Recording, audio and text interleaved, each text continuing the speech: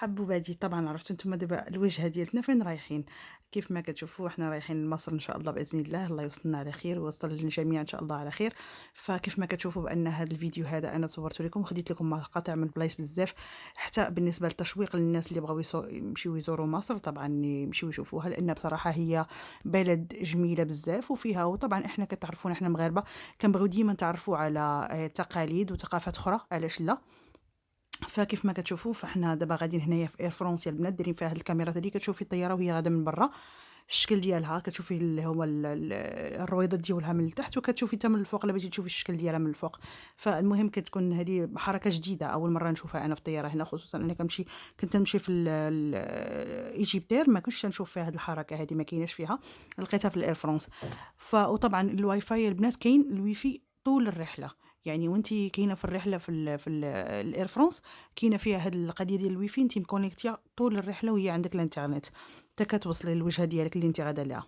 فالمهم كيف ما كتشوفوا هذه هي الرحلة ديالي أولًا، ابتدينا إن شاء الله الرحلة ديالنا وطايرين هاكا غادي لمصر طبعًا بكل بهجة، بكل سرور، بكل فرح، غادي تمشي تشوفي عاوتاني البلد اللي هي التانية، غير هاد الشي غادي تشوفي الناس اللي عزاز عليك تما، تلاقي مع صحابك، مع أحبابك، مع العائلة، طبعًا فكتكون واحد اللي هو الشعور شوية اللي هو مميز، غتشوفي ناس ما شفتيهمش واحد تقريبًا اللي ما شافوهمش على عام، اللي ما شافوش على عام ونص، فالمهم هاكايا واحد الشعور اللي هو زوين كيف ما كتشوفوا الطيارة هي من بعد ما طارت هي البنات من فرنسا هنايا كتبين لكم غادوك كتشوفوا غير داك الشيء الضواو غير الضواو اللي كيبانوا لينا. بالنسبة للرحلة هذه مشينا فيها حنايا من شارل دي غول. أكترية تاع الوجهات يعني مثلًا الإير فرانس ما كتركبيش فيها من هنايا من المطارات اللي هما الآخرين إلا شارل دي غول هي اللي كتركبي منها. فالمهم تما خدينا الرحلة وتوجهنا غاديين إن شاء الله بإذن الله لمصر. كيف ما كتشوفوا إنه الرحلة كتاخد 4 سوايع ونص في الطيارة، ماشي بزاف وما كيجيكش الملل وما كتمليش بزاف، طبعًا طول الوقت أنتِ كتقدري بأنِك تتفرجي في أي فيلم أنتِ عندِك، دايرين لِك أفلام بزاف، أكتر من 150 فيلم محطوطين لِك قدامِك، يعني كتختاري منهم اللي بغيتي. هنا من بعد ما وصلنا ومشينا للأهرام، طبعًا حاولت أني نصور لكم هاد البلاصة، هذا بازار هذا البنات. أنا طبعًا كنت بالليل فكان هُم أصلًا كانوا سادين. كنت درت واحد الجولة ديال الخيل بالليل، فالمهم أنا صورت لكم هذا كتدخلوا عنده كاين اللي كيبغي يشري هذيك التحف الفنية اللي هي تاع الفراعنة وداك الشيء، فالمهم أنا غير صورت لكم هنا، شوفوا هنا كيتيوريكم من قبل كيفاش كانت هنايا كان الأهرام كيفاش كانت. كيف ما كتشوفوا فواحد الجو اللي هو غزال، غزال، غزال، غزال يا البنات، حتى الجو عندهم بصراحة رائع مالوش يعني الواحد مَل من الجو اللي عندنا حنا في فرنسا غير الشتا، الشتا، الشتا هو الجو عندهم شوية بارد ولكن يعتبر أنه ماشي لنفس البرودة اللي عندنا حنا هنايا في فرنسا. فكيف ما كتشوفوا هذه هي الرحلة ديالتنا. وطبعًا من هنايا كنصور لكم الطريق ديالي من جيت الدار عندي أنايا. الطريق ديالنا هاكا كدوزي كتبقاي تفرجيها في الأهرام، لأن أنا مقابلة مع الأهرام، عرفتي من حبي للأهرام من وأنا صغيرة. الله سبحانه وتعالى قال لي نعطيك نعطيك البلاصة اللي تسكني فيها تكون قدام الأهرام، باقي تشوفي فيهم صباح وعشية.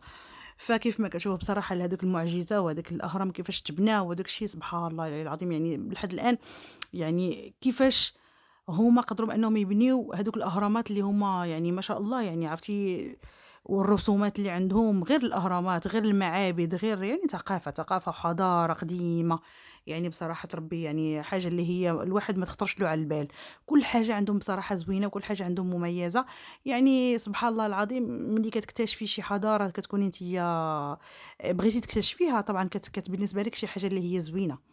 ماشي خايبة، فالمهم كيف ما كتشوفوا بأن مصر هي بحال جميع البلدان ديال العالم، فيها البلايص الزوينين وفيها البلايص الخايبين، ولكن كمصريين يعني بصراحة مزيان إنه الواحد إنه يسافر، يتعرّف على تقاليد وعلى عادات وعلى حضارات جديدة علاش لا، وغير هاد الشي البنات المصريين بصراحة فيهم ناس بزاف، بزاف، بزاف طيبين وناس محترمين، وما تنساوش بأنهم ناس هُم مثقفين وناس واعيين بصراحة، يعني عرفتي راه أنا ما كنهضرش لكم على طبعًا على أي حد، أنا كنهضر لكم على الناس أكتريتهم اللي كاينين تما، كاينة واحد النسبة ديال الناس اللي هي كتكون شوية، شوية، ولكن على العموم يعني عرفتي راه ما كاينش شي بلاد في العالم اللي فيها الزين وما فيهاش يعني الخايب، يعني ضروري كتلقاي شوية، شوية. فالمهم كيف ما كتشوفوا هنا الأهرامات كيف كيبانوا ليكم، عرفتي راه واحد الروعة، عرفتي أنا ما كنملش منهم بصراحة، ما كنملش بالمنظر ديالهم، ما كنملش منهم بصراحة. من العجائب ال7 اللي كاينين في العالم، ومن أقدم الحضارات اللي كاينين. فعرفتِ يا البنات، فالمهم هنا دايزة من هنايا بالطونوبيل، فحبيت أنني نصور لكم تشوفوا الشكل عاوتاني بحالهم هكايا، حيت هُما قراب ليّا بزاف. يا البنات، عرفتي أنكم ديروا واحد الرحلة وتمشيو تشوفوا بلدان أخرين، يعني الواحد يدير واحد الرحلة بحال هكا، ويمشي مثلًا group مع بعضياتهم مثلًا، وتمشيو تزوروا بلدان أخرى، كتعرفوا منهم، كتعلموا منهم بزاف ديال الحوايج. نتوما كتعلموهم مثلًا، تتوريهم الثقافة ديالتكم، وكتوريهم مثلًا الأكلات ديالتكم، تدوقوا الأكلات ديالهم هُمايا، وتوريهم الأكلات ديالنا حتى حنا ديال المغرب، كتعرفوهم. وبالعكس هُما كيبغيو الشعب المغربي بزاف، كيبغيو المغاربة بزاف، بزاف، بزاف بصراحة. وملي كيسمعوك بأنك مغربي كيفرحوا بزاف. يعني بصراحة، يعني ملي كيسمعوك مغربي بأنك كاين تما في مصر كيفرحوا بك بزاف. فحتى التعامل في المطار بصراحة كيتعاملوا معاك مزيان، يعني ما كاينش شي حاجة اللي هي مثلًا نقدروا نقولوا عليها حنا مثلًا كيتعاملوا بطريقة ماشي زوينة ولا هادي، لا، لا، كيتعاملوا مزيان بصراحة في المطار. الإجراءات دغيا ساهلة، ساهلة، ما كتاخدش الوقت بزاف. هنا كيف ما كتشوفوا هذه القلعة يا البنات اللي كاينة، القلعة اللي كاينة في مصر، بصراحة زوينة. المشكلة ديالتي أنني ما بقاش ليا الوقت باش ندخل ليها، فطبعًا يعني المهم كان عندي شوية شي شحال من حاجة درتها تما، فما كانش عندي الوقت باش ندخل ليها. ولكن عرفتي راه من الداخل راه كتسطي يا البنات، وغزالة. يعني أصلًا اللي كيجي يجي للقاهرة عنده بزاف ديال الوجهات بأنه يمشي ليها، يمشي للقلعة، يمشي هذا. كاينين بزاف ديال الجناين، تقدري مثلًا اللي هي الجنينة بتاع الأزهر حتى هي تمشي ليها، اللي هي نقولوا حنايا بحال الشكل ديال الحدائق، حديقة ديال الأزهر حتى هي الواحد يدخل ليها حتى هي زوينة. يمشي للحسين، يمشي للسيدة نفيسة، السيدة زينب. كاين بزاف ديال البلايص الواحد يقدر يمشي ليهم ويشوف فيهم هاد الشي، وخاصةً داك الشي القديم، عرفتي داك الشي اللي دايز عليه شحال من ديال الملايين ديال السنين. عرفتي ملي كتمشي تكتشفي داك الشي كتجيك واحد كتحسّي بواحد الرهبة، سبحان الله. يعني ملي كتمشي تشوفي داك الشي كتحسّي بواحد الرهبة اللي هي يعني جديدة بالنسبة لِك، أنِّك كتكتشفي مواقع جديدة وعالم جديد وناس جديدة، وسبحان الله العلي العظيم. فالمهم كيف ما كتشوفوا هذه هي القلعة، أنا صورتها لكم وأنا دايزة بالطونوبيل هنايا، صورتها لكم الشكل ديالها راه خطير يا البنات. وحتى من الداخل ديالها راه غزال إن شاء الله بإذن الله. المرة الجاية إن شاء الله ملي غادي نسافر إن شاء الله نصور لكم الشكل ديالها من الداخل، علاش لا.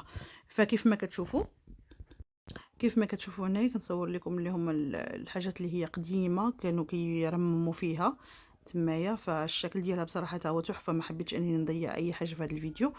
فكيف ما كتشوفوا من بعد مشينا ناكلوا عند اسماك النيل، واحد الاسماك النيل اللي هما قدام هادو بناتهم مشهور عندهم السمك. فمشينا خدينا من عندهم الطاجين كيف ما كتشوفوا هنايا ديال دايرينو لي بات ومع لي فخوي د ميغ. ودايرين اللي هما عاوتاني دايرين اللي هو السمك كيف ما كتشوفوا السمك اللي هو مشوي، والسمك المقلي، وشحال من حاجه وحاجه. يعني بصراحه هما عندهم داك المذاق ديال الحوت خطير، تيصوبوا الحوت زوين بصراحه. ها هي السمك المشوي هذا كيقولوا ليه البوري. وهذا هنايا بولتي مقلي. وهنايا كروفيت اللي هو صغير، وكاين اللي هو الاخر اللي هو كروفيت رويال المشوي. فالمهم عندهم بصراحة الأكلات اللي هي البحرية زوينة. فهنا كيف ما جيت تنصور لكم الأهرام هنايا من عندي من الدار هنايا البنات، شوفوا كيفاش الشكل كتبان لكم، راه قريبين ليا بزاف. عرفتي الشكل ديالهم خطير. وهذه البنات اللي هي سميتها حديقة الأزهر، عرفتي بصراحة راها خطيرة يا البنات وزوينة. عرفتي كبيرة كبيرة كبيرة بزاف، وكتطل على طبعا كتطل على القاهرة من الفوق كاملة. كيف ما كتشوفوا هنايا كتبين لكم هنا جهة الناحية اللي كاين فيها الحسين، واللي هي الأماكن اللي هي القديمة. فكتبين لكم صراحة مصر من فوق، عرفتي راه كتبين لكم واحد الشكل اللي هو رائع. أنا صورتها هنا بالليل، يعني عرفتي الضواء وهداك الشكل رائع يا البنات. يعني مهما نقول عليها الكاميرا ما شداتهاش بالشكل اللي هو الرائع ديالها. فكيف ما كنقول لكم والله العظيم يا البنات انا كنحمسكم بانكم تمشيو تزوروا مصر، والله يعني سيروا شوفوها. عرفتي راه بصراحه غادي تعجب بزاف ديال الناس، وخصوصا الوليدات الصغار غادي يعجبهم هذاك الشيء تكتشفوا اللي هما الحضارات القديمه، وبزاف ديال الحوايج غادي تعجبهم بصراحه في مصر، علاش لا. فكيف ما كتشوفوا هذه هي حديقه الازهر. شوفوا البنات الشكل ديالها كيفاش دايره، عرفتي راه كبيره هاد حديقه الازهر. الدخول ديالها كان شحال هذيك يعني كان الدخول ديالها بصراحه يعني كان قليل. هنا كاينين الريستورات هادو اللي كتشوفوا فيهم بحال هكايا، هادو الريستورات اللي كاينين هنايا. جلسنا نيت حنا في وحده فيهم. عرفتي راه الشكل ديالها كيطل على واحد الاطلاله اللي هي خطيره بصراحه. شوفوا هنا دايرين هذوك بحال الشكل ديال البيسينات هما صغار، ولكن يعني غير الشكل جمالي وصافي يعني بصراحه يعني. فطبعًا هذه ما كتعتبر بأنها راه ما معمولش تقريبًا واحد من قديم، لأ تقريبًا من واحد 21 عام تقريبًا أو 20 سنة، من 20 سنة أو 21 سنة باش عملوا هاد الحديقة ديال الأزهر، يعني راه ماشي قديمة بزاف. فطبعًا يعني بصراحة اللي غادي يزورها غادي يخصص لها نهار، لأن بصراحة ما شاء الله عليها كبيرة يا البنات، وهذه اللي كيجيو لها تبارك الله كيجيو العرسان تما كيجيو يتصوروا فيها بزاف، يعني اللي هُم كيديروا هاديك الجلسة ديال التصوير ديال العروس والعريس كيديروها هنايا في هاد الحديقة ديال الأزهر هادي. فما شاء الله يعني بصراحة اللي هي جميلة، جميلة بزاف، وحتى الإطلالة ديالتها إطلالة اللي هي رائعة وراقية بزاف. وطبعًا هذه الكمالية ديالها دوك الشي كامل اللي كتشوفوه هنايا كلها هذه حديقة الأزهر هذه، الطريق ديالها شوفي هاد العواميد ديال النور اللي دايرينها بالشكل ديالها عرفتي بصراحة عرفتي يعني ما كتمليش منها، يعني تقدري بأنِك تجي لها اليوم وتقدري تجي لها بعد غدا وتقدري تجي لها هذا عرفتي، اللي هو ما كتمليش منها نهائيًا، عرفتي دايرينها بواحد الشكل وبواحد الطابع اللي هو غزال يا البنات، خطيرة، خطيرة يعني بصراحة زوينة. فكيف ما كتشوفوا المهم هذه طبعًا قلت لكم اللي بغى يجي يزورها خص يخصص لها على الأقل واحد 3 4 السوايع يعني فهمتِ، لأن طويلة باش تزوريها كاملة راه ما شاء الله راه كبيرة، يعني مساحة كبيرة هي فيها، وطبعًا حتى الإطلالات ديالها زوينين، وحتى الكافيات ديالها تا هما راه رائعين، عرفتي داك الشي القديم كتحسي راسِك بحال كتعيشي داك الشي ألف ليلة وليلة في داك الشي القديم يا البنات. فهذه هي حديقة الأزهر. وكيف ما كتشوفوا هنايا من جهة الناحية ديال السيدة نفيسة صورت لكم من هنايا اللي هما الدروبة اللي هما القدام بحال هكايا، وطبعا كاينين هنايا واحد الجوامع تا هما قدام صورتهم لكم من برا طبعا لان دابا الليل كلشي كان ساد، فصورت لكم الاماكن ديالهم. انا دابا غادي نوريكم هنا كاملين شوفوا هاد البلاصه هادي شحال خطيره يا البنات غزاله. هنايا هذا بحال الشكل تاع المسجد هذا، وكاين عاوتاني واحد اخر عاوتاني غادي نصور لكم ها هو القدام تا هو شبيه للمسجد، عرفتي راه واحد ما نقولش لكم عرفتي هاد الاشكال هادي عرفتي احساس بعد الاحساس اللي كتحسي به وانت كدوزي من حدا هاد البلايص هادي شي احساس اللي هو رائع، عرفتي ملي كتشوفي الحضاره اللي هي الحضاره من ملايين السنين وكدوزي من حدا هاد البلايص هادشي كلشي قديم هادشي ليه تاريخ، راه ما نقولش لكم واحد الاحساس اللي هو خطير وغزال. فانا هاد الاحساس هذا انا جربته وبغيتكم انكم تجربوه معايا. طبعا انا مجرباه من شحال هادي انا كنت اصلا ساكنه في مصر، فطبعا انا حبيت اني غنصور لكم ونوريكم الشكل ديالو كيفاش عامل، وغادي نوريكم حتى غادي ندوزو من جهة السيدة نفيسة حتى هي المقام ديال السيدة نفيسة حتى هو غادي نصور لكم. وشوفوا يا البنات على هاد الزينة تاع الشوارع على قبل تاع رمضان، ياه عرفتي تصوري معايا تكوني ساكنة في هاد الشوارع هادو والله يا اختي عرفتي واحد الاحساس اللي هو رائع بصراحة. انت شوفي هادشي الزينة الرمضانية غزالة بصراحة غزالة، كتعجبني الزينة الرمضانية اللي كيزينوا بها الشوارع، والله بصراحة كتكون واحد الشكل سميتو شارع الأشراف. ها هي شتي هاد البلاصة هنايا جيت السيدة نفيسة سميتو شارع الأشراف، ها هي السيدة نفيسة نوريها لكم دابا المقام ديال السيدة نفيسة، لأنه كانوا حداه كانوا بزاف تاع الروضة حداه حيدوهم يا البنات، حيدوا هاد دوك الروضات القدام وداكشي حيدوهم. كيف ما كتشوفوا هذه هي السيدة نفيسة، هذا هو المقام ديالها والمسجد ديالها اللي كيصليو فيه، وما شاء الله عرفتي راه كتكون عامرة يا البنات، بالنهار كيجيو الناس يصليو تما وداكشي كتكون عامرة.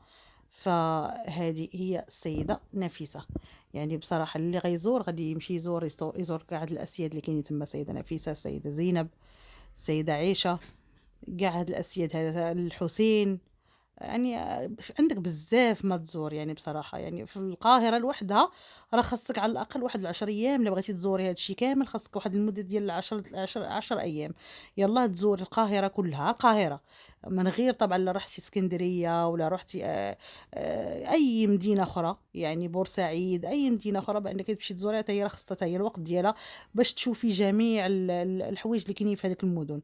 فطبعا كيف ما كنقول لكم زعما يعني ان شاء الله باذن الله اللي غيزور مصر يعني على الاقل ياخذ اللي هي 15 يوم حتى 20 يوم الا كان غادي يزور مثلا غا مدينه ولا جوج مدينات في مصر. اما لك شي غادي بغيتي تبرعي لك مزيان خدي لك هذاك الشهير كامل وقسميه على راسك بحال هكا، تمشي للغردقه، تمشي شرم الشيخ، تمشي للقاهره، تمشي اسكندريه، يعني بزاف ديال الاماكن اللي بغيتي تزوريها في مصر. فهذا مكان. المهم أنا كنتمنى بأن هذا الفيديو يكون ما يكونش طويل عليكم. أنا راه حاولت بأنني نخفف من الفيديو باش ما يجيش لكم طويل بزاف، يعني نوريكم غير هذوك الأماكن اللي هما بصراحة يعني كأثيريوك، يعني كيخليوك بأنك ضروري تجيو تشوفيهم، يعني كتبغي تقلب بأنك تجي تشوفيهم. فهنا هذه قهوة أم كلثوم. هاد القهوة هادي كانت تجلس فيها أم كلثوم زمان، عرفتي راه منين نتا يا البنات، راه صورت لكم أنا كلشي، راه هنايا عرفتي راه كاينين حتى واخدين اللي هما النظارة ديالها اللي هي النظر ديولها حاطينه هنايا، وحتى ديك الشالات اللي كانت تهز بيديها حتى هما واخدينهم حاطينهم هنايا. هذه القهوة ديال أم كلثوم، هانتي نظارة أم كلثوم، شوفوا البنات هذه. هذا الركن كانت تجلس عليه السيدة أم كلثوم. راني مصوره لكم كل شيء، عرفتي راه شنو نقول لك، هاد الكافيه هذه كتكون عامره يا البنات. وهنايا منديل ام كلثوم، هاد المناديل ديال ام كلثوم، عرفتي هنايا كيبين لك مع من كانت تجلس هنا التصاور ديالها قدام مع الملحنين ومع اللي كانت تجي تجلس معاهم هنايا. عرفتي راه عرفتي غزاله هاد الكافي هادي، واعره يا البنات، عرفتي هي شعبيه ولكن غزاله. عرفتي ملي كتجلسي في شي بلاصه اللي كان جالس فيها عرفتي ام كلثوم راه عرفتي راه كوكب كوكب الشرق، عرفتي راه شي حاجه كتحسي بها بواحد العظمه، سبحان الله العظيم. يعني سبحان الله والله العظيم، عرفتي شي حاجه خصكم ضروري تمشيو نتوما باش تحسوا بهذا الاحساس هذا. فهذه هي قهوة أم كلثوم. هنايا جينا لواحد المطعم آخر كيسموه تكة، جينا هو اللي هنايا تغدينا فيه حتى هويا. عرفت هاد المطعم تا هو زوين بصراحة ما خايبش. هنايا وليدي طبعا صورته. هنايا شوف الأكل ديالهم، هاد السكة هادي مشهورة يا البنات بهاد الخبز اللي حاطينه هكا، وهنايا مشهورة هي غير بالدجاج، غير بالدجاج حتى بالكفتة حتى هي حاطينها لك ديال الدجاج، كلشي دايرينو دجاج هنا. وكتاخدي لي صالاد اللي بغيتي وداكشي. فهذه اللي هي تكة. واخر حاجه يا البنات كيف ما كتشوفوا هنايا خديت غير صور كاع البلايص اللي كندوز محداهم اللي هما التراث القديم، كناخذ منهم الصور صور باش نوريكم الشكل ديالهم. فانا كنقول لكم البنات انا حبيت غير نوريكم الشكل ديال هاد البلايص اللي انا مشيت ليهم، فجمعت منهم شحال من فيديو باش تشوفوهم. واللي عزيزه عليه بصراحه انه يسافر للبلدان ويكتشف بلدان وداكشي، علاش لا يمشي يسافر ويزور ويشوف مصر هذه، اكيد غادي تعجبكم يا البنات، وغادي تاخذوا عليها فكره غير اللي حنا كنا واخدين عليها واحد الفكره اللي هي من التلفزيونات وداك الشيء. ولكن من غادي تسافري ليها فعلا غادي تعجبك، غادي تحسي واحد الفرق يعني غير. فهذا مكان يا البنات. كنتمنى بان هذا الفيديو كان نال اعجابكم. ما تنساوش تبارطاجيو الفيديو لكل صحابكم وبعضكم. كليت لكم الراحه مع من سموا، وان شاء الله غادي نحط لكم عاوتاني اللي هما الزينه الرمضانيه وهذا الشيء اللي كيتباع تما في مصر بالنسبه للشهر الفضيل اللي هو شهر رمضان. فكنقول لكم مع السلامه وخليت لكم الراحه، باي باي.